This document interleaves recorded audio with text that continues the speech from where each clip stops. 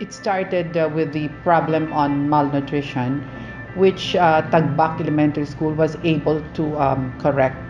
And so we decided to replicate the experience in other schools. So the LGU has provided financial support, and most of the school heads were actually very enthusiastic. In fact, most of them, even before the funds were available, were already here to submit their budget requirements. When I came here as the district supervisor of Oton, Tagbac Elementary School already established its name as a school that is practicing organic farming. Gulayan sa Paaralan actually support the feeding program of the school. The absences of the children is minimized. Children came early because they will eat their first meal in the morning in the school. In the elementary we have 16, and in the secondary we have 5. And 21 schools are all supported by the LGU and also monitored by the district office. And maybe masabi natin na we cannot actually replicate the practice of Tagbac Elementary School 100%, but most of them are doing their very best now. Two of the most promising schools that show great potential are at Barangay Abilay and Barangay Santa Rita, which are also in Oton.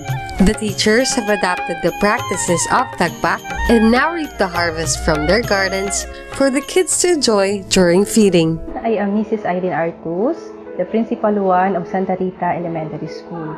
I was assigned here 3 years ago, and narinig ko ng pangalan ng Tagbac Elementary School na sikat siya sa vermicomposting at sa mga garden.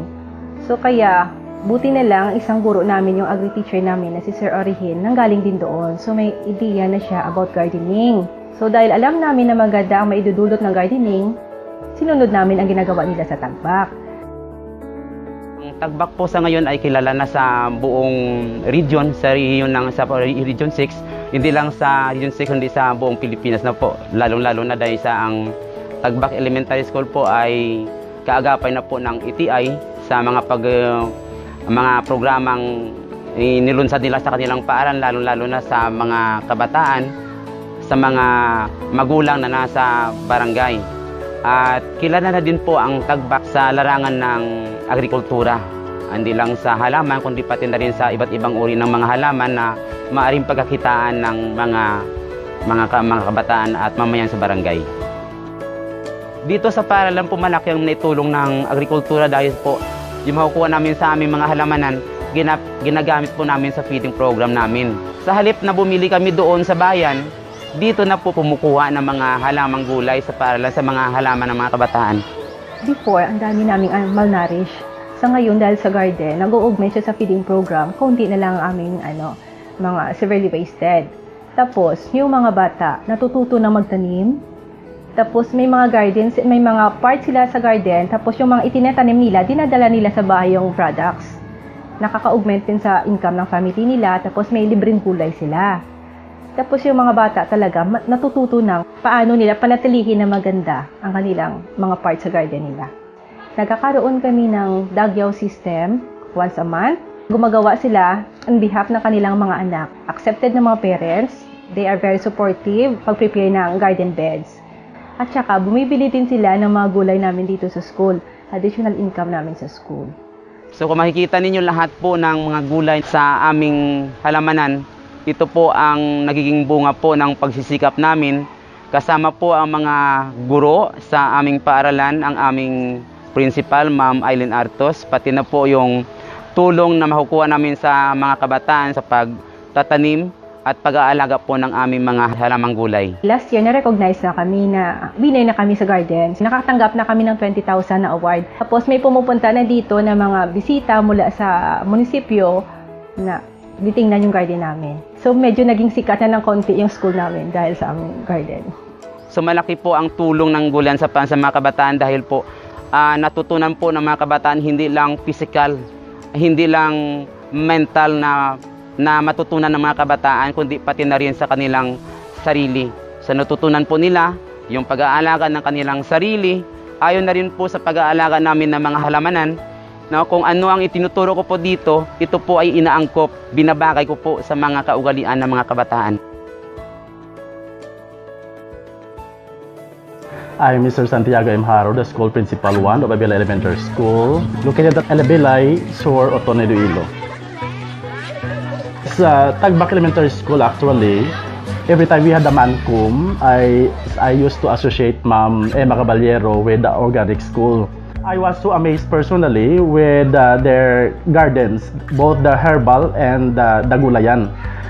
During the festivals, Tagbac Elementary School are showcasing their products, their organic farming, and the more we can see their products, the more we are also eager to implement their program also in our school.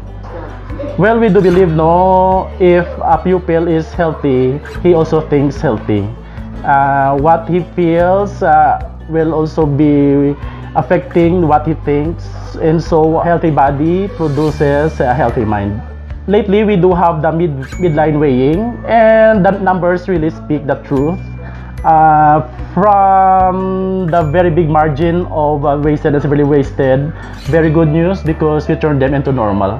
I am encouraging the schools to visit Tagbac Elementary School because you can really gain a lot of knowledge from them. And I am telling you, you will not regret if you visit Tagbac Elementary School. Tagbac Elementary School had also influenced a New Yorker who was married to a local.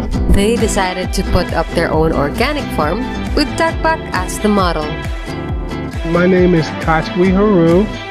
I am a development practitioner here in the Philippines. My focus is on organic agriculture as a sustainable development tool, and I'm from New York City. The farm is an organic farm set here in the municipality of Binggawan in Iloilo.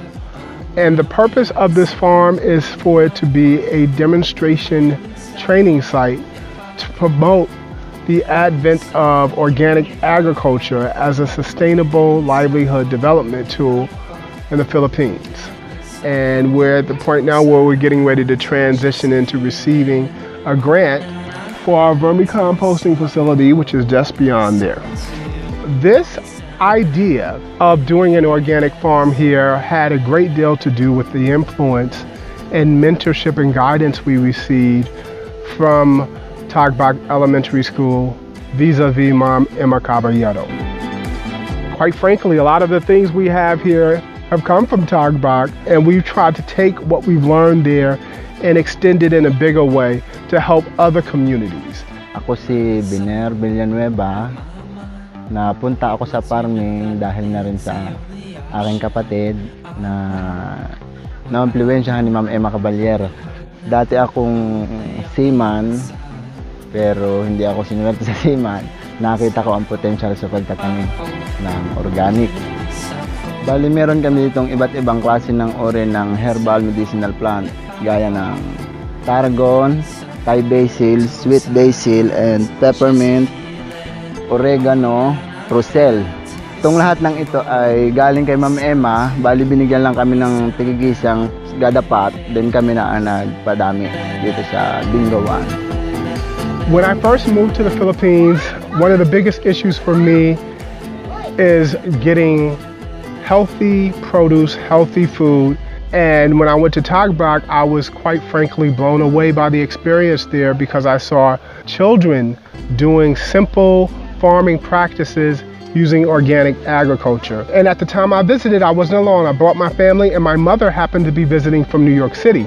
My family is involved and owns a restaurant in New York City, and we also have in a community center, which is a not-for-profit, federally sanctioned community center. And my mom was so very impressed that she extended an invitation to Emma and the children to visit New York. We've been fortunate enough where we have received some level of support from the United States Embassy in terms of granting visas. Tagbac's children, what's so unique about them is that they've been practicing organic agriculture, quite frankly, since their kindergarten ages. I've never seen a model like that. I've seen something kind of similar in New York, but not at those early ages, and certainly not with the awareness around how to use good growing practices and how those things are then beneficial to them. To have that understanding is phenomenal. So my thought was that perhaps these children can just share their experiences because they're an embodiment of the expertise that they've learned under Ma'am Emma's tutelage. One of my greatest aspiration also is to adopt a school here in Barangay Alabidhan. We have a school here like probably 300 to 400 meters from our farm, so I really want to adopt them and do the same Ma'am Emma does. It's a nice feeling that you are teaching and helping others, especially the young kids. Similarly, the influence of Tagbac Elementary School in health and wellness had been the source of inspiration in bringing innovation to commercial gardens in Iloilo City. I'm Mara M. Posasyon. I'm a food technologist and a consultant by profession. Atria, my connection with them is they identified me as one of their pillars when they started up the whole Atria thing. Somebody came up and introduced the urban gardening. Ma'am, can you help me out in the urban gardening? So sure, I really got the good backup team with Ma'am Emma at my mind. Sabi ko, siya hindi ko kakayanin, pero sabi ko alam ko kayanin to di Ma'am Emma. But then I talked things out with Ma'am Emma and Mary on how to go about it, and then paano natin siya gawin or i-structure doon kasi this is it. This is a commercial garden with everybody coming in every day, mataas yung foot traffic, will the plant survive, ganon. So they feed me and help me out hanggang na-set up namin siya. Kasi yung purpose naman is magiging field trip area din siya. So may ara siya activity ang mga kids when they come in here, not only the parents who want to dine, may ara siya mga informative stuff within that area. And then sabi ko, with us, with our background naman on food, sabi ko, we can help them out and assist them where you use this type of herbs and all. Siyempre kami ni Ma'am Joy, kami na nga gumawa ng menu. So we know basically what are the components. Sinama na namin dun yung mga herbs na proposed. Yung work namin is on development of the menu of our clients, like yung mga restaurants, yung mga coffee shops. So from conceptualization up to serving food in the table. Yung number one na kinukonsider namin is yung availability ng raw materials. Unlike before na normally yung food is more on fast food thing lang. So now, the people are more educated and then they wanted to have this food na talagang healthy siya, tsaka fresh. So as much as possible, fresh from your garden, fresh from the farm. So yung ginagawa namin yung Mara is sourcing out very good suppliers and mga farmers na, and then yung produce nila, yun yung incorporate namin sa aming mga yung sa mga menu na dinidevelop namin for the clients. Actually, they tried also applying this concept to other Ayala malls. I think they've started it also in some malls. Pero yung iba, not that's doable kasi wala silang vacant space. So, just like as talagang na-segregate mo siya. Oo. But they are starting to penetrate. Ito naging model nila for the urban gardening. Si Iloilo Atria yung naging first nila. Because farmer owners and organic enthusiasts continue to seek assistance from Tagbac, they hire parents like Neri through Ma'am Emma in putting up their own farms and gardens. Hindi kita sufficient kid ang panguma sa pangabuhi naman, sakto naman sa konsumo.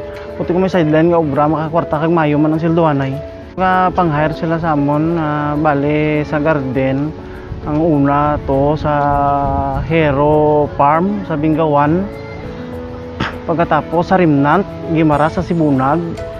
Kagi sa Subo nga sa Ili Sustituido nga farm sa may Nueva Valencia. Kag sa may Atria, hanggang pasalamat iguan nila sila sa mga teacher dire nga tungod sa ilaman, naka-ubra-ubra man ko Tagbac also seeks the help of parents in maintaining their vermi facilities, and in return, they receive a share of vermicast and vermiworms for selling. Vermicompost ang mga pinaka-dabis na sa atong mga pagkaon mula kay may mga tanom, way man spray. Tapos kagang mga lago, binabakal man ito kay banded ang kilo. Pero dako ko mabulig na. Ako ay mo ko childo dire, may share na ko sila. Di ko sige ko mabulig. Ang na-harvest naman namin to, mga 26 kilos, tayo 100. Di karon may mga order pa gani, mga 200 kilos ng order, amo gina-preparahan ko na kay ginawa ko makabulig ba tama sa mga pamilya ato ba. Ma'am Emma Caballero, the woman behind the success of this endeavor, has nothing but joy and gratefulness to show for how far the school has reached. Tagbac Elementary School has been known in this advocacy, organic farming, alternative medicine, and healthy lifestyle. There's so many who come here and would like to learn what are our practices, especially in growing herbal medicines and food that we prepare here, like soya dishes and mostly the herb juices. Our teachers are very inspired because we were known, and our students were very happy, especially when we have visitors, because they earn money. They sell herbs, they sell vermicompost, vermiworms, and we collect 50 pesos per head in our visitors because we are serving them herb juices and snacks. The school has participated in many other competitions since Ma'am Emma took the lead. They've won the cleanest and greenest school from 2007 to 2008 and is now in the municipality's Hall of Fame.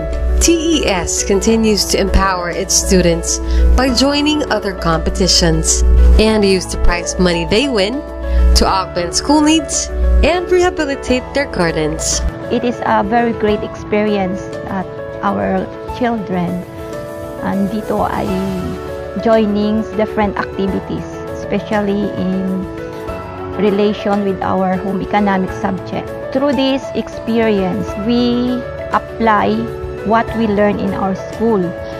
We join the Department of Agriculture cooking contest. Our competitors are the different colleges in the Iloilo region. Namiitan awon because the focus of our spectators, sa mga audience, is in our children. Sabi nila, ay makaya ng mga bata na makagawa ng isang recipe out of soya beans. Makaluto ayan sila and maka-plating ayan sila, sabi nila. So, without our expectation, we won second place. After nga nakadaog sila sa to, naging kontra nila ang mga colleges. There is a school daw naging aggressive sila sa pagbulig sa HE, sa pagluto, aggressive sila nga suguon.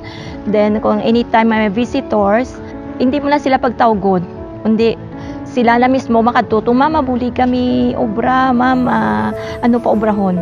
Through this experience, na-develop sa ila ang self-confidence, ang pagka may discipline sa ila self, may ara silang trust sa iyang self, kag daw na ano lang self nila nga they can, kag they make a difference among the others.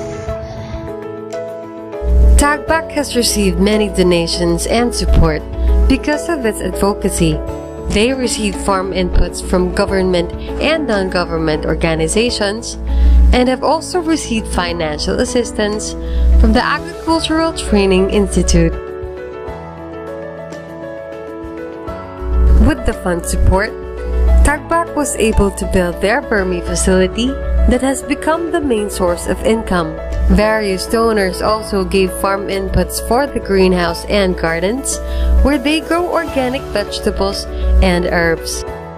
Because of this, Tagbac has turned into one of the best models of organic agriculture and agri-ecotourism in the region. It is one of the most visited ATI-accredited learning sites where farmers, extension workers, and herb enthusiasts come together to learn their best practices. With the extra income the school generates, they were able to waive the children's miscellaneous fees and even provide free lunch to the teachers. They were also provided with audio and video components for every classroom and sewing machines for the alternative learning system class for parents. Even architecture students from a local college have come together to help Tagbac with the murals and landscape. But despite all this, Tagbac continues to innovate and grow with Ma'am Emma's nurturing hands. The upcoming plans of Tagbac Elementary School right now is we are going to improve more in our garden, and we will be having a fish pond to showcase to the children that it is not impossible that we could grow hito or tilapia here in school. And also we will be expanding our vermicompost in a practical way. Under areas which has no plant, we can make use of that. As Tagbac Elementary School continues to expand into a more diversified farming system, so has its reach, sharing the seeds of knowledge and bringing abundance to the lives it has touched, within and beyond the gates. Tagbac Elementary School has accomplished a lot and gone so far, but the Agricultural Training Institute still continues supporting us financially and technically. Last March 2017, the ATI sent us to the National Women's Celebration at the ATI Central Office in Manila. There, we have a booth representing Region 6, and we displayed our products, our organic products in school, and we demonstrated herb juices. And many were amazed of that herb juices, and for this, I would like to thank the ATI Region 6 under the leadership of Dr. Eden Bautista for the friendship and partnership. Tagbac Elementary School has continued to grow as the learning site for the best practices in organic agriculture, agri-ecotourism, healthy lifestyle, and alternative medicine. Thank you so much.